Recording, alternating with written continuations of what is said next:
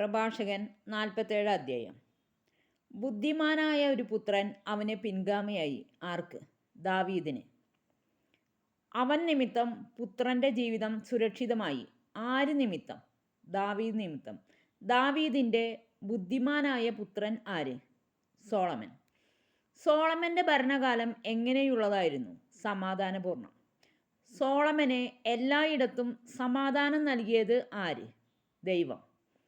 Solomon ദൈവത്തിൻ്റെ നാമത്തിൽ നിർമ്മിച്ചത് എന്ത്? ആലയം. സോളമൻ ദൈവത്തിൻ്റെ നാമത്തിൽ എന്നും നിലനിൽക്കുന്ന എന്താണ് ഒരുക്കിയത്? ഒരു വിശുദ്ധ സ്ഥലം. യൗവനത്തിൽ തന്നെ നീ എത്ര ജ്ഞാനിയായിരുന്നു. നിന്റെ ഡാഷ് നദി പോലെ കവിഞ്ഞൊഴുകി. എന്ത്? വിജ്ഞാനം. സോളമൻ്റെ വിജ്ഞാനം എന്തുപോലെയാണ് കവിഞ്ഞൊഴുകിയത്? നദി പോലെ. സോളമൻ്റെ ജ്ഞാനം വ്യാപിച്ചത് എവിടെ? ലോകമാസകലം. സോളമൻ ജ്ഞാനത്തെ എന്തുകൊണ്ടാണ് നിറച്ചത്? ഉപമകളും സൂക്തങ്ങളും കൊണ്ട് നിറച്ചു. സോളമൻ്റെ പ്രശസ്തി എത്തിയത് എവിടെ? വിദൂര ദ്വീപുകളിൽ.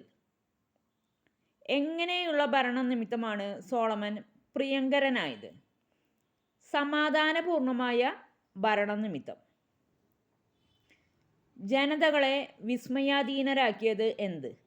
സോളമൻ്റെ കീർത്തനങ്ങളും സുഭാഷിതങ്ങളും ഉപമകളും പ്രത്യുത്തരങ്ങളും. സോളമൻ്റെ കീർത്തനങ്ങളും സുഭാഷിതങ്ങളും ഉപമകളും പ്രത്യുത്തരങ്ങളും ആരെയാണ് വിസ്മയാധീനരാക്കിയത്? ജനതകളെ. ഇസ്രായേലിൻ്റെ ദൈവമായ കർത്താവിൻ്റെ നാമത്തിൽ സോളമൻ തകരം പോലെ ശേഖരിച്ചത് എന്ത്? സ്വർണം. ഇസ്രായേലിൻ്റെ ദൈവമായ കർത്താവിൻ്റെ നാമത്തിൽ സോളമൻ ഈയം പോലെ ശേഖരിച്ചത് എന്ത്? വെള്ളി. എന്നാൽ നീ സ്ത്രീകൾക്ക് അധീനനായി. എന്താണ് സോളമനെ കീഴ്പ്പെടുത്തിയത്? അഭിലാഷങ്ങൾ. സോളമൻ കളങ്കം വരുത്തിയത് എന്തിന്? സൽകീർത്തിക്ക്.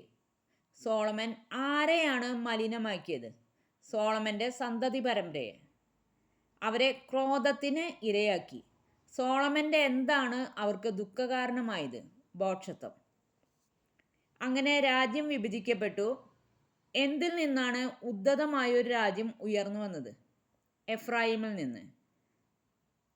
കർത്താവ് ഒരിക്കലും കാരുണ്യം വെടിയുകയോ തൻ്റെ സൃഷ്ടികൾ നശിക്കാൻ ഇടവരുത്തുകയോ ഇല്ല. അവിടുന്ന് ആരുടെ പിൻഗാമികളെ തുടച്ചു മാറ്റുകയോ ഇല്ല.